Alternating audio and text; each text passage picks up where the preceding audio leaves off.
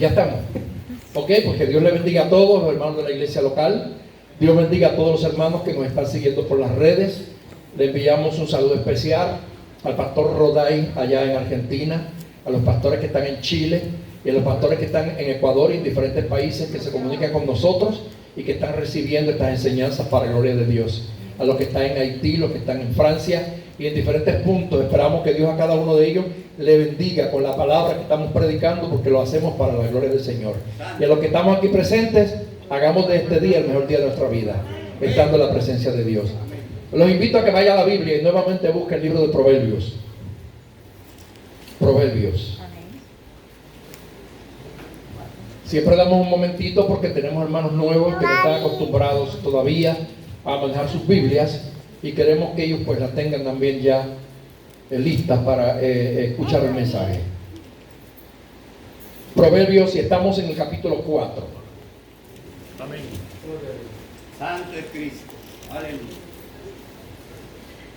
Proverbios capítulo 4.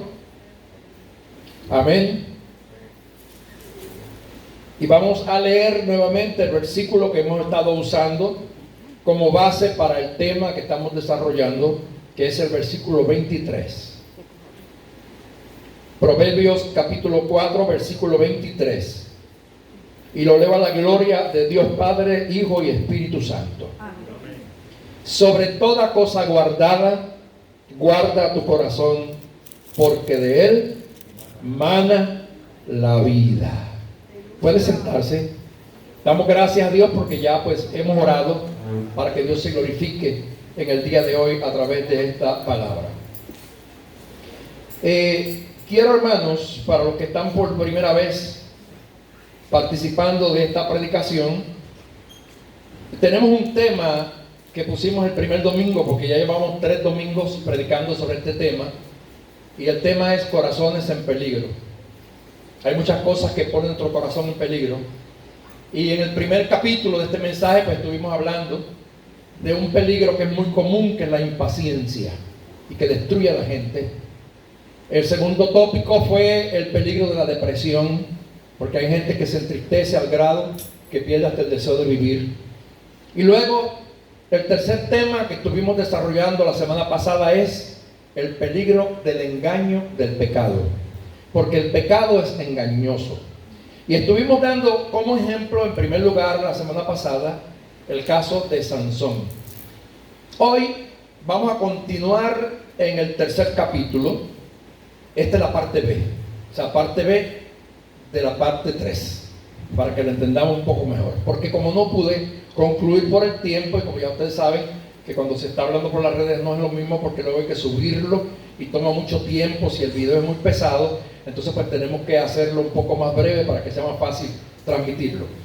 Estuvimos hablando del caso de Sansón y del caso de David, que fueron vilmente engañados por el pecado y por eso tuvieron que pasar consecuencias terribles en su vida.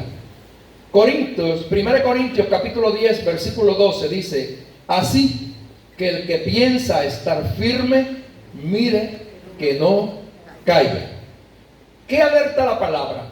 El escritor de Santiago en el capítulo 5 versículo 17 dice: Elías era un hombre sujeto a pasiones semejantes a las nuestras.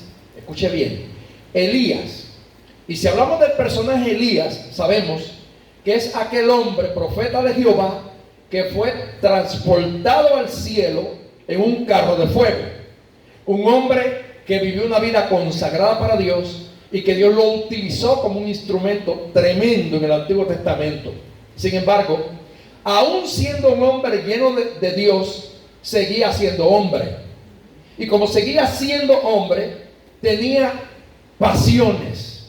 Esas pasiones son normales en cada ser humano, porque son estos instintos que tenemos como nuestra humanidad, que se le llama concupiscencias.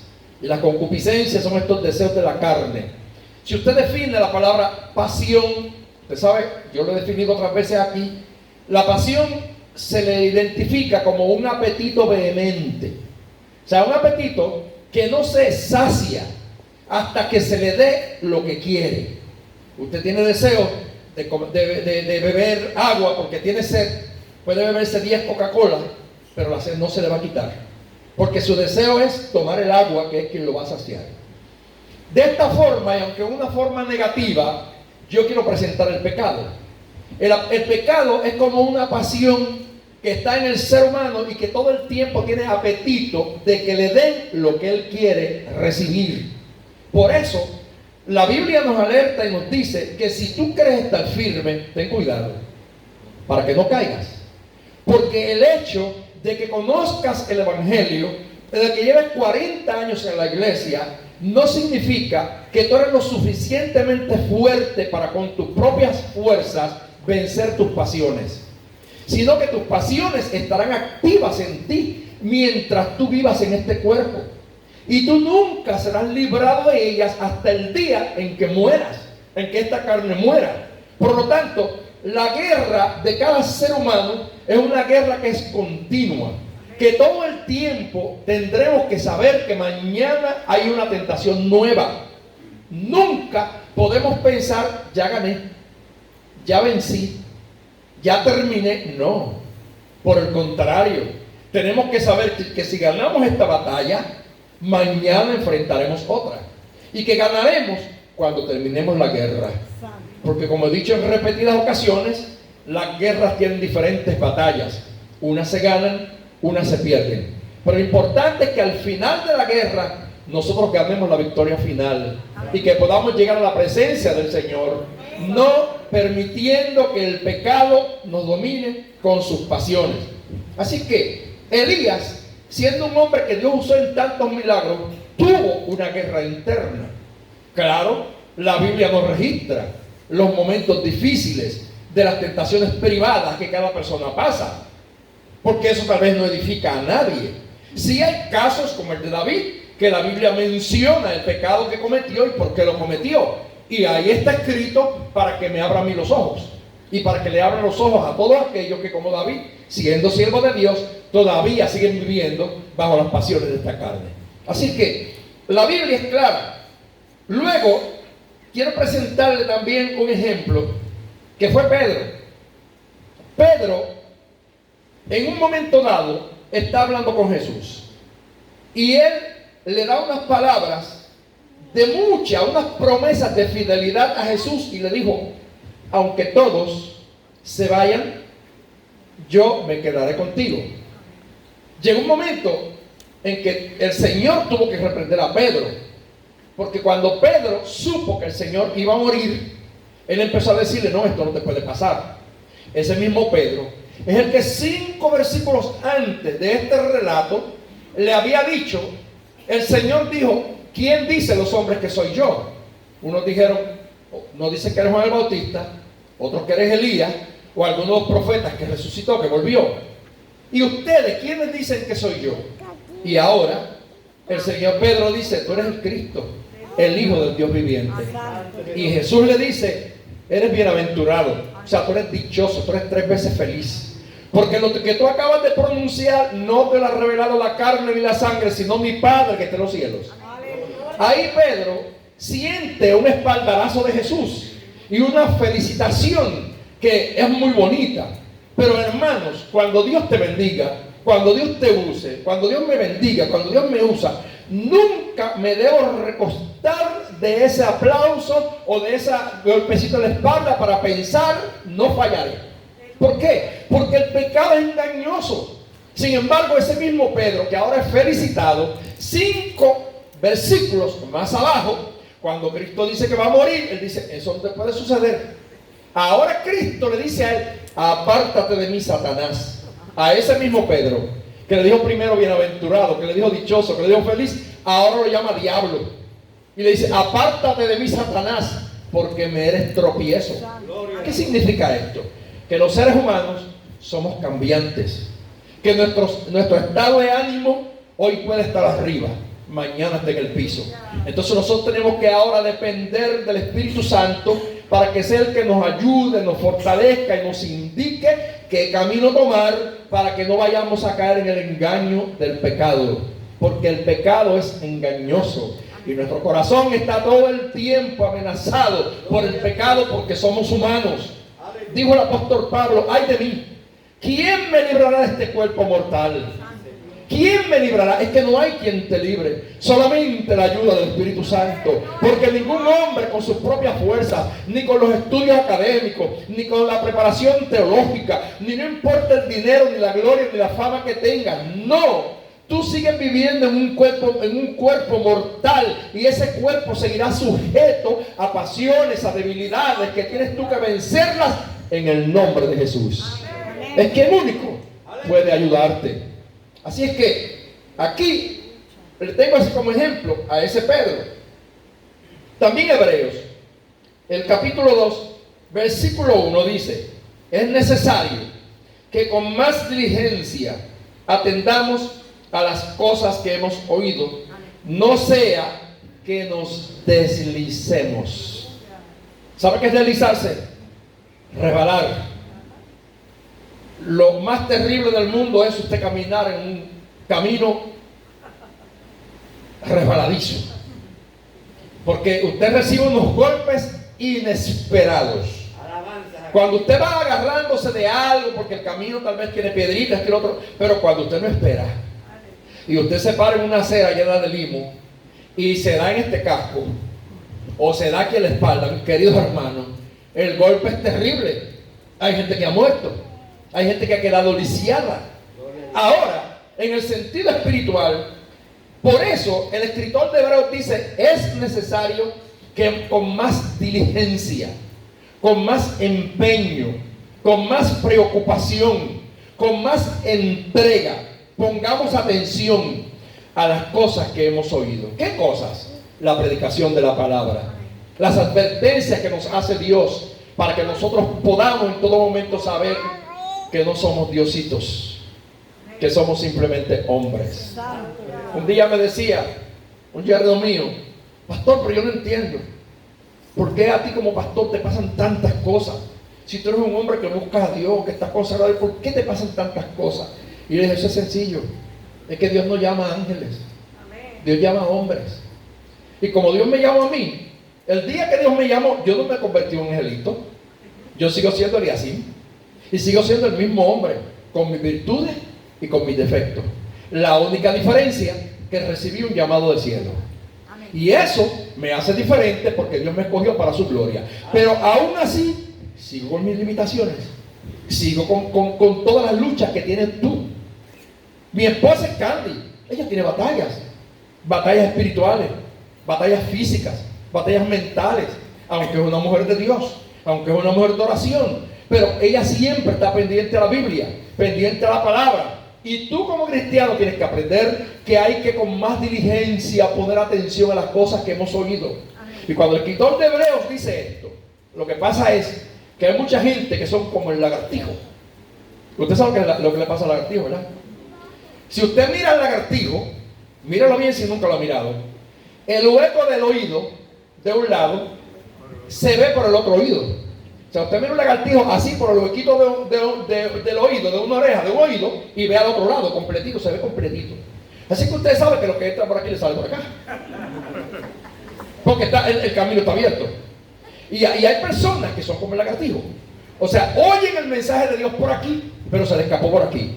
Ahora el escritor de Hebreos que te dice: con más diligencia, con más cuidado. Usted no ha oído muchas veces que hay gente que usted le dice: vamos a dar gracias por la palabra que se va a leer. Y la persona dice: Señor, permite que no seamos oidores olvidadizos, sino que seamos hacedores de tu palabra. Es una oración bien profunda, porque el hacer la palabra es vivir lo que escuché. Pero si yo simplemente soy un oidor olvidadizo, soy como aquel que me miro en el espejo y al ratito se me olvida cuántas arrugas tengo. Porque saco el tiempo y me miro en el espejo, sí, porque es verdad. Usted se mira en el espejo, usted se ve en el espejo, usted se ve todita la falta. Si usted ve bien, si no tiene problema, pues bueno, si no tiene que hacer como yo, levantar un poquito para ver cuántas pecas me quedan todavía de las que tenía en mi juventud. Ahora, usted se fue del espejo y se le olvidó cómo era. Tiene que volver a verse porque no se acuerda. Pues, ¿qué pasa? La palabra de Dios es un espejo en el cual tú y yo tenemos que mirarnos todos los días. Cuando tú te levantes en la mañana, antes de mirarte en ese espejo, te pones bonito, te peinas, te pasas el blower, que si te echas el gel, lo que sea, mírate en el espejo de la palabra.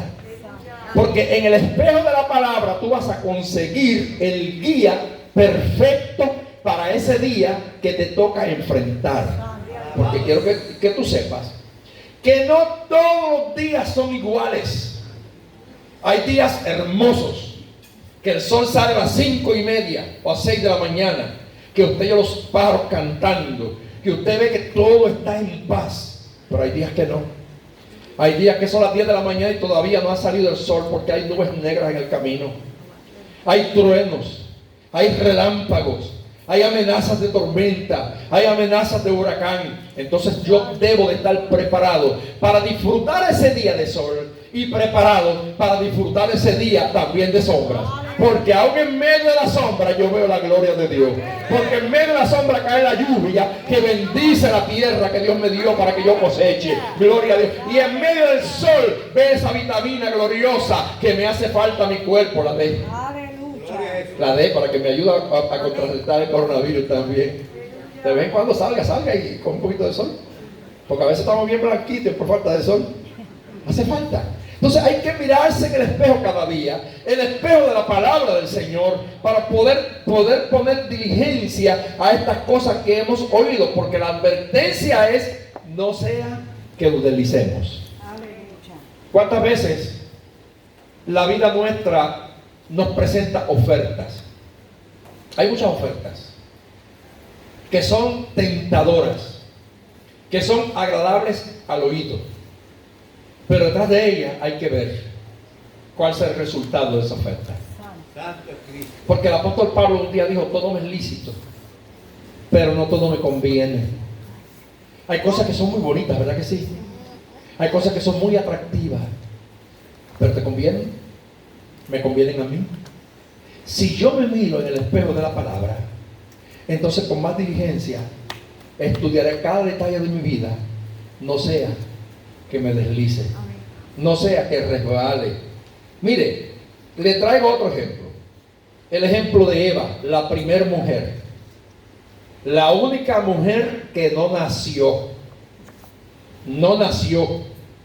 Todas las mujeres que aquí nacieron, y todos los hombres que aquí nacimos, pero Adán no nació, Eva tampoco, porque a ellos los creó Dios y los creó con su mano. Así que fíjense qué bendición tuvo Eva. Y esa mujer, habiendo tenido este privilegio tan grande, cuando Satanás se le acerca y comienza a susurrarle al oído y a tentarla, no sospechó que detrás de aquella tentación estaba el engaño.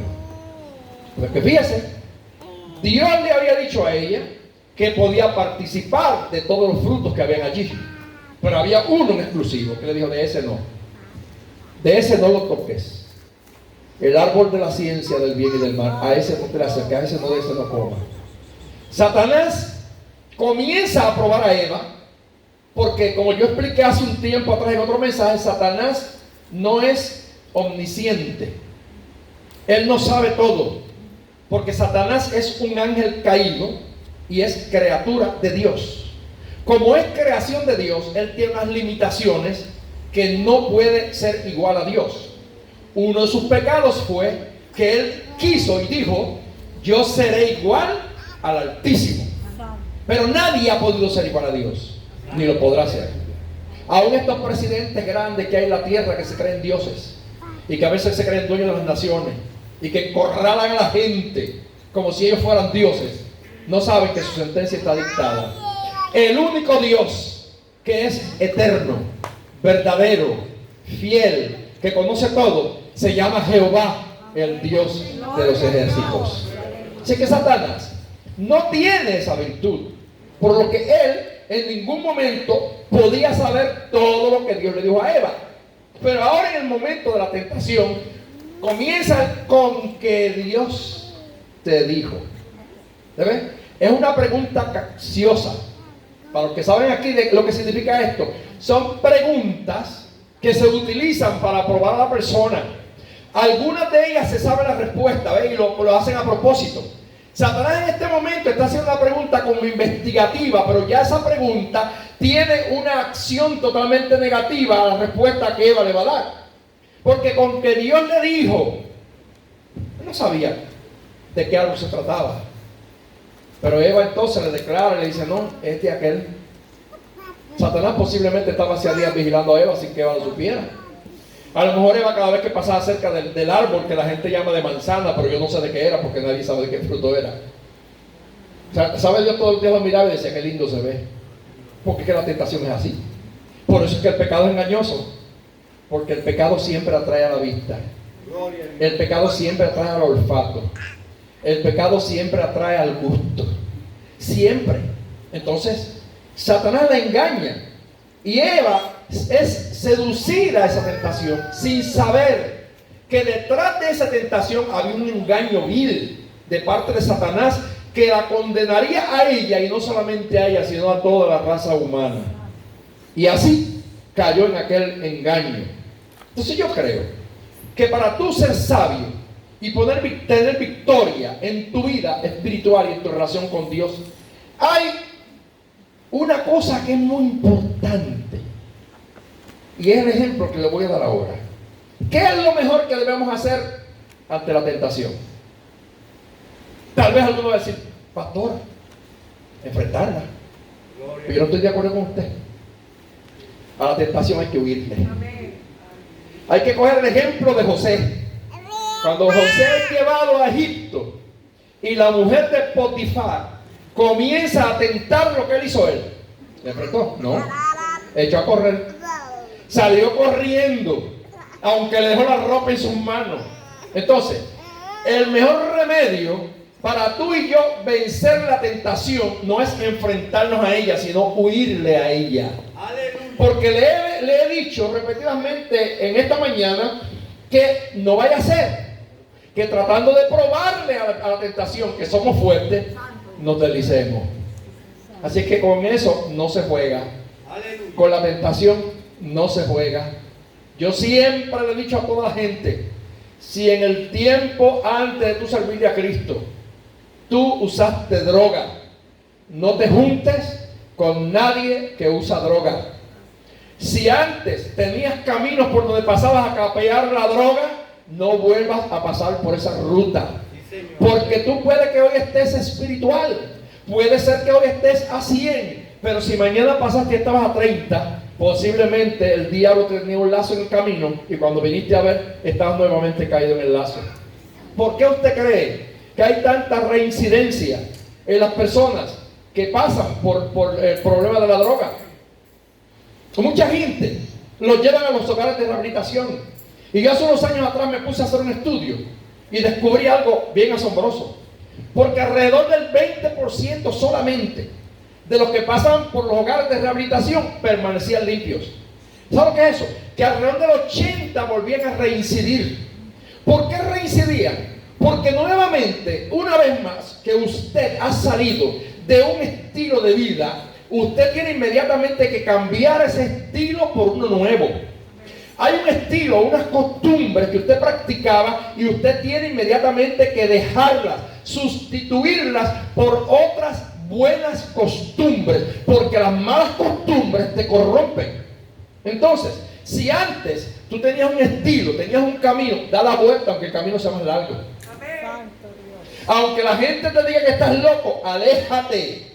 Y no es que vas a odiar a nadie. Lo que pasa es que tú no sabes en qué momento estarás vulnerable por causa de un estado anímico que tú estés enfrentando. Y en ese momento puede ser que tratando de probar la tentación de que tú eres fuerte, el versículo te dice, el que crea estar firme, mire, para que no caiga. Entonces, en vez de tratar de enfrentar la tentación, húyele.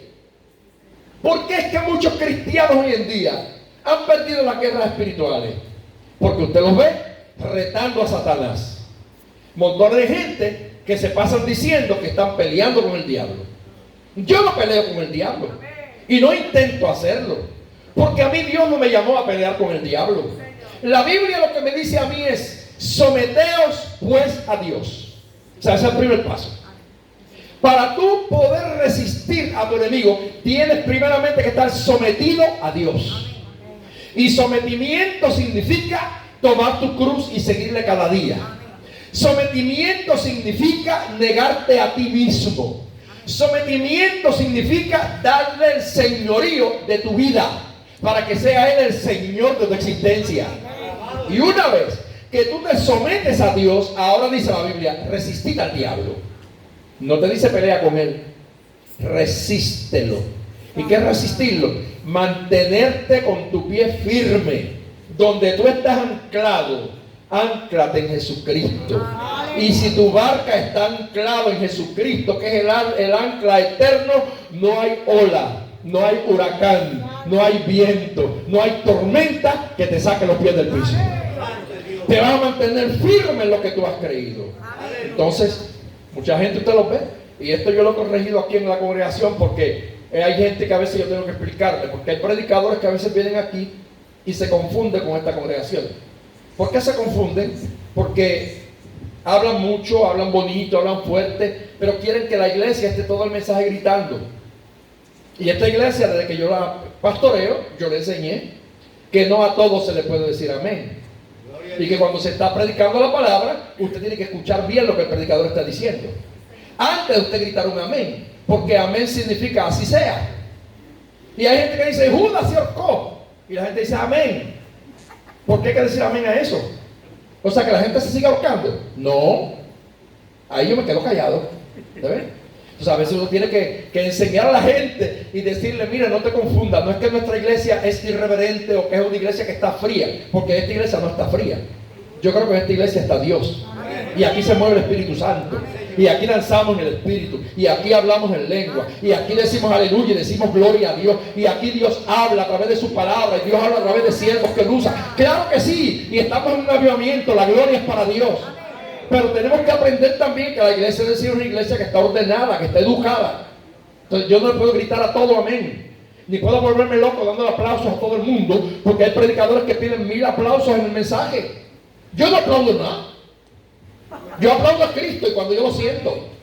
Porque la mayor parte de los aplausos que la gente pide son para ellos.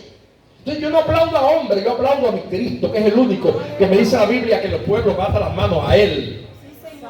Y usted sabe que hoy en día se cambió la modalidad, porque en el tiempo del evangelio que yo conocí, en el evangelio que yo conozco y el que yo conoceré, la iglesia decía aleluya, la iglesia decía gloria a Dios, la iglesia alababa a Dios. Pero desde el 80 para acá, eso se fue eliminando. Entonces ya la gente no dice aleluya, ya no dice gloria a Dios, ahora es aplauso nada más. Y le aplauden a todos y a todos. No, yo creo que nuestro culto tiene que ser un culto racional. Entonces yo creo que hay que tener mucho cuidado. Aquí en nuestra iglesia pasó una vez, en una convención que hubo hace muchos años atrás, un predicador que me recomendaron a mí, y yo lo recibí porque me dijeron que era tremendo predicador. Pero yo estaba aquí en este altar interpretándolo, porque él predicó en español, y yo tenía que interpretar al creol y al francés por los franceses que habían aquí, y por los haitianos y hermanos que hablan creol. Y no sé cuántos recuerdan eso. De momento que el predicador, después que predicó, le dijo a la iglesia que se pusiera de pie y que repitiera una oración con él. Y la oración decía, si escucha esto: Satanás, yo te reto. Hasta ahí llegué yo. ¿Quién soy yo para retar a una autoridad como Satanás? No es que yo le tenga miedo, pero a mí la Biblia me enseña, y Judas en su libro dice, que estos ignoran voluntariamente y blasfeman de las autoridades superiores.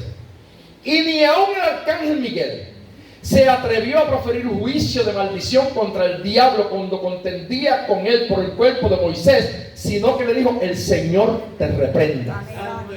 Si la Biblia me enseña eso, ¿quién soy yo como hombre que estoy en una categoría inferior a los ángeles, y Satanás es un ángel caído, a retarlo a pelear? Cuando las fuerzas que yo tengo para pelear, las tengo porque me las ha dado Dios y el Espíritu Santo. Aleluya. Pero ¿quién podrá enfrentarse a un espíritu? A menos que no sea con el Espíritu de Dios. Entonces, si ya Satanás es enemigo tuyo común, desde el día que tú aceptaste a Cristo como Salvador, es tu enemigo y te va a odiar y va a hacerte daño hasta el día de tu muerte.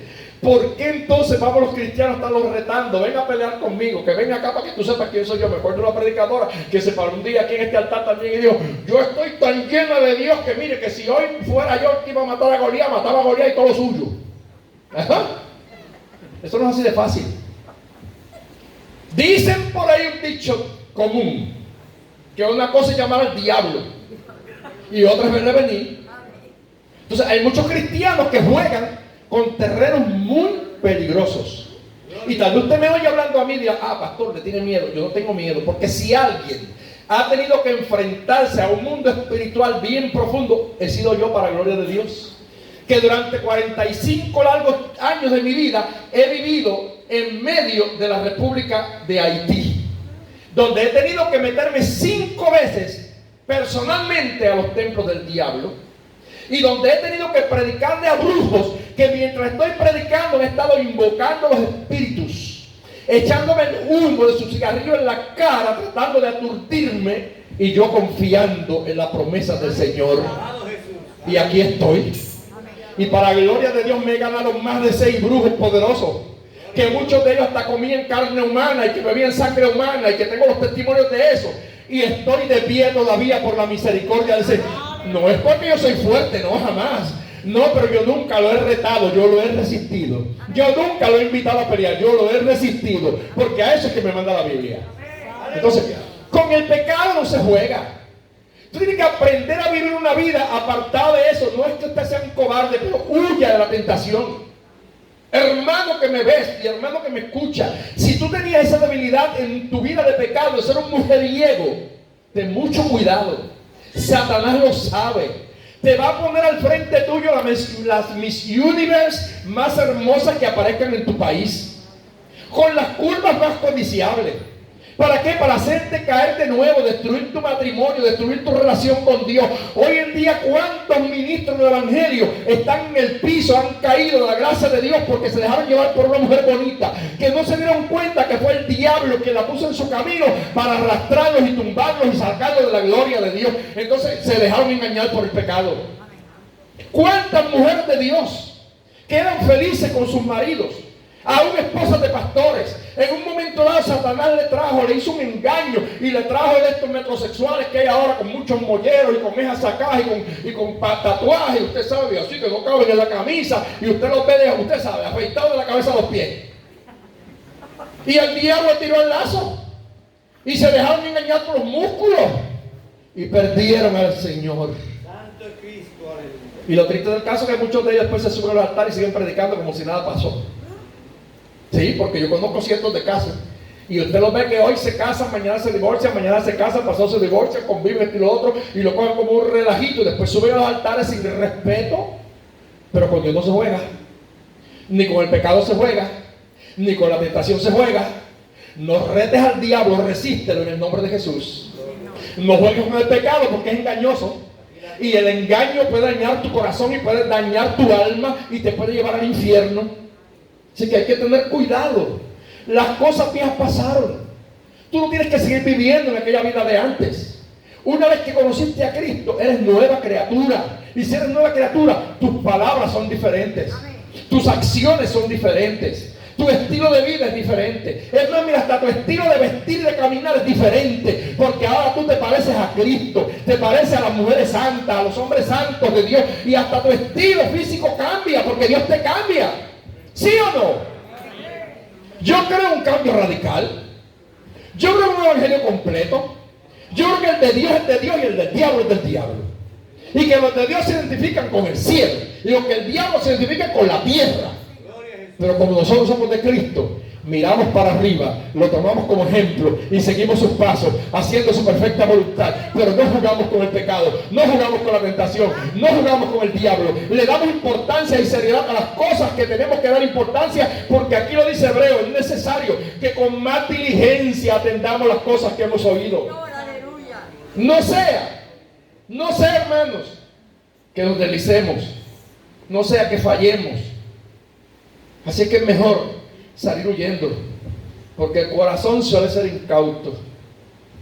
El corazón nos engaña fácilmente. Gloria a ti, Jesús. Y en medio de las tentaciones de la vida hay que correr. hay que correr. Yo he tenido que correr muchas veces. Muchas veces he tenido que salir corriendo. A ofertas del mundo, a ofertas de la carne, hasta ofertas ministeriales. Porque cuando usted es una persona que honra a Dios y que tiene gracia de Dios, hay gente que lo envidia, tristemente. Y hay gente que no puede nunca sentirse feliz con el éxito del otro. Por el contrario, si ven que alguien es exitoso, intentan cortar las alas para que su éxito caiga al suelo. Y aún con todo eso hay que tener mucho cuidado. Porque a mí me hicieron tantas ofertas, me han hecho ofertas de que cambiara de doctrina, que me fuera a vivir un evangelio liberal, un evangelio de prosperidad. A mí me ofrecieron programas en televisión, programas en radio, pero yo dije no. Dios a mí me llamó a pastorear una iglesia en Guaynabo, me llamó a ser misionero por el mundo, y las convicciones que yo tengo desde niño me las llevaré hasta la tumba. Yo no vendo mi ministerio por dinero, ni por fama, ni por gloria, ni por aparecer en la televisión, porque todo eso es populismo en la mayoría de los casos. Hay sus excepciones, pero hay muchos populistas hoy en día que lo que les gusta es que la gente lo vea, y que lo vea, y que los aplaude, y que los aplauda, y que los sigan. A mí me va a seguir solamente el que Dios quiere que me siga. Ayer aconsejaba a un ministro que tiene un problema en una de sus congregaciones, porque alguien se levantó, porque tú sabes que hoy en día hay mucha gente en las iglesias que cuando no le gusta el mensaje del pastor, porque lo encuentra muy duro, enseguida forman un grupito y se llevan unos cuantos. Y le llevaron unos cuantos de la iglesia. Y ahora empezaron una iglesia cerca de la de él. El pastor está atribulado, porque muchos hermanos están ahí como confundidos. Y él me llamó de otro país para preguntarme qué hago. Yo dije, nada. Lo único que vas a hacer, ¿sabes qué? Orar por él. Para que Dios tenga de misericordia, de los ojos, para que Dios lo ayude. Pero mira, ni te pongas a competir, ni hables mal de él, ni le digas nada a los hermanos de tu iglesia en contra de él. Ora por él, simplemente abierta a los hermanos, mantente en lo que has creído. Sí, Señor. Porque las almas no son del pastor, las almas son de Dios. Y yo creo que todo aquel que ilegalmente quiere llenar una iglesia quitándole miembros a otro pastor que se ha sacrificado por ellos, está mal ante la presencia de Dios. Los que están aquí, Dios los trajo porque Él quiso traerlos. Y todos los que llegan son bienvenidos. Pero este pastor que está aquí nunca en la vida ha tenido la costumbre de sonsacarle miembros a ningún pastor de ninguna iglesia. Eso es antiético. Yo no creo en eso. Hay gente que le gusta pescar en pecera ajena. Es muy fácil tener una pecera allá con el pescadito ahí dentro y echarle mano fácil, ¿verdad? Hay que irse al mar, allá al mar, que significa el mundo, a tirar el sol allá en el mar para que las algas, los peces, entren en la red de Dios. Entonces, yo creo que el evangelio es ordenado. Y todo el que llegue es bendición. Y todo el que llegue es bienvenido. Pero no, nosotros tenemos que romper ese espíritu proselitista que hoy en día, de que no, que mi iglesia es mejor que la tuya. No, que mi iglesia, no. Mire, Dios está aquí. Y hay un montón de iglesias donde Dios está. Ahora, si tú vas a una iglesia donde tú sabes que hay un falso evangelio, y que hay un montón de ladrones robándote el dinero, y que hay un montón de mentirosos viviendo en pecado, escapa por tu vida y huye. Ahí sí yo te digo, escapa por tu vida. No te digo que te vengas aquí, pero busca donde tenga la sana doctrina, la buena enseñanza. Porque el evangelio es uno solo. Es uno solo. Entonces yo le decía a este hermano, mira hermano, no te pongas a pelear. No te pongas a buscar contienda, porque la Biblia dice que hay gente que predica el evangelio por contienda. Así que el que quiera contender, que contienda. Yo predico a Cristo y a este resucitado. Porque aquí el importante no es Eliasín. Aquí el importante se llama Jesucristo. El nombre que proviene, aleluya, que va a dominar en el cielo, no es la iglesia Valle de Bendición, ni es de Dios Pentecostal, ni es Mission Board, ni es Asamblea de Dios. El nombre que se mueve en el cielo es la iglesia redimida por la sangre del Cordero. Amén. Así que Satanás engaña a la gente y con mucha sagacidad muchas veces se mete a la iglesia a crear engaños y divisiones. Y hay mucha gente hoy que viven como Absalón. Tú sabes el trabajo absalónico, ¿verdad? Que Absalón se iba cerca de la puerta del palacio y como David estaba ocupado en muchas cosas, comenzaba Absalón: ¿quién me hiciera rey sobre Israel?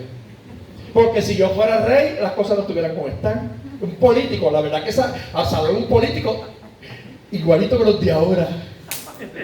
Igualito que los de Puerto Rico. ¿Quién me hiciera gobernador? ¿O quién me hiciera gobernadora? ¿O quién me hiciera senador? Usted vería cómo yo arreglaría las calles. Mentiroso.